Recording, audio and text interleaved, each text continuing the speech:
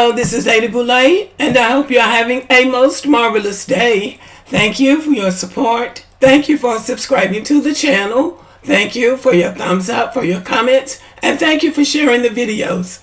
Thank you for all you do to support the channel. And we are commanded to love one another, whether we want to or not, or whether we agree with each other or not. And thank you for all of your suggestions about what to do about my throat. I have tried most of them, and I do see some improvement. But today, this topic is still trending. Jay Wayne and Jeannie Mai. People are talking about it from every angle. I've already said what I thought the problem was. You're mixing race and culture. That is very hard to do, even when it's intentional. But when you just fell in love with somebody and decided that, oh, we look cute together, let's get married, it's going to be more challenging. But what I have been most impressed by, and I'm happy to see it, Black American women don't feel bad for either one of these people for very specific reasons that we would talk about right now. So this is young Jeezy, Jay Wayne Jenkins, born September 28, 1977, in Columbia, South Carolina. As a toddler, his family moved to Atlanta, and I heard him giving an interview not long ago, so he really did not have the best childhood. And at a point, he just took to the streets. He joined a street gang and found himself in a boot camp for 9 months for narcotics possession. 4 years after being released from boot camp, he launched his own record label and began rapping under the name Young Jeezy. From the ground up, he built his career. But guess who was supporting him? Black people, specifically black women. And this is the reason why black women don't feel bad for him.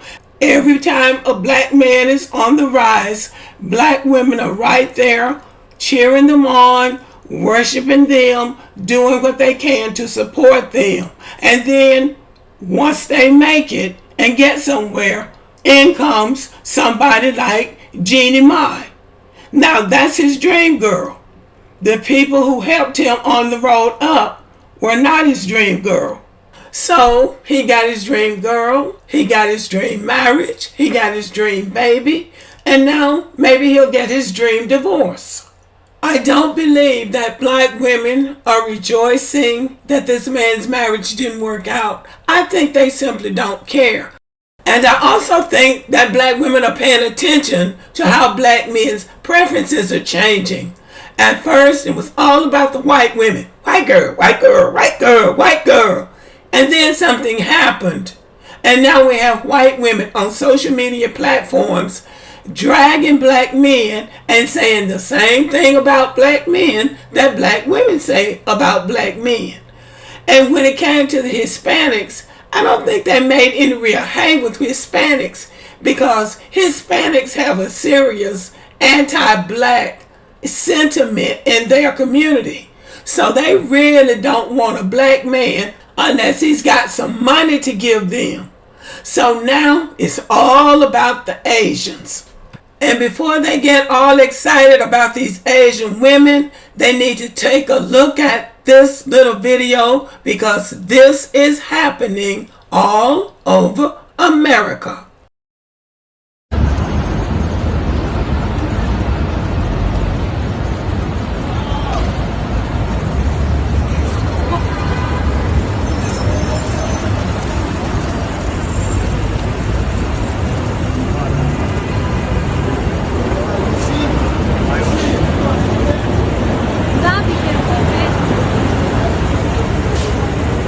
Can't be assaulting people. You call the cops. In case you didn't see what was happening, this is a homeless black man sitting on the street. An Asian woman, it looks like it might be her daughter, coming around. I guess they're trying to make him leave, but they're assaulting this man, but they're looking around to see who's looking. And the voice in the background sounds like a white man telling them, you can't be assaulting people. You call the cops. So this is what they really think about black people. The least of these. Yeah, everybody likes you when you got some money to give them. But the least of these, my brethren, they are abusing this man on the streets. This is a man in a diminished position. And they're trying to, I don't know what they call themselves doing. But this woman in the coat was assaulting him. So much for these submissive Asian women. So now they're in the age of the Asian woman. The attraction of the Asian woman is that everybody thinks these women are submissive. That's why they keep promoting these Asian women. These women are no more submissive than anybody else. They just might be more sneaky than black women. Because, black women don't feel like they should lie. You need to see me for what I am. And then when they see these women for what they are, then you go running for the divorce court. I want out. My brother-in-law used to hunt with a white man that was married to an Asian woman. He thought she was going to be submissive until he married her. And he would complain to my brother-in-law about this woman, about her temper, how she would be raising all kinds of hell in the house, and how she would assault him if she didn't get her way. She was the exact opposite to what he thought she was, to the point that he finally ended up divorcing her. These women allow men to think that they are easygoing, that they are submissive, and that they're going to do anything they tell them to do. But they don't do that. These women are not submissive. And even if they are, they're not submissive to black men. They're submissive to Asian men when they are living by their Asian customs. Once they marry a black man, they're not living by those Asian customs and in that Asian culture. And that's the main reason for marrying a black man or even a white man. They're trying to get away from those stifling traditions. But anyway, I believe that black women may have felt some sympathy or may have felt some kind of commonality with Jeannie Mai had she not put herself in direct competition with black women and then took on the talking points that black women were saying that black men didn't do. Black women say that black men don't provide and they don't protect. That's the talking point of many black women on social media when they talk about the problems between black men and black women. Well, she's going to jump up in an Instagram post and say something like, oh, he provides and protects us. And then everybody remembers her jumping up and saying that she was going to submit. She was going to submit because that is what black men say that black women don't do. The only thing is she was just saying something to try to posture herself to the opposite of black women, as if to say, he's better to me than he is to you because I'm better for him than you are. I'm a better woman than you are. It sounded like she was trying to say something like that. Well, apparently all that she was claiming was going on in their household really wasn't going on in their household, because he got to the divorce court in record time on her. So black women don't feel bad for her because she tried to posture herself as being better than black women, that she was getting better treatment from black women, and she was just living this hunky-dory life, her and her daughter, with this great black man who was providing and protecting and she was submitting to. And it all turned out to be something of a farce, if not a lie. And so that's why black women, I think, don't feel bad for her. I mean, I honestly do believe she could have got some grace or some compassion from black women. And there are black women who do feel bad for her. But she did not carry herself in such a way that black women would respect her or care about her feelings when something like this happened.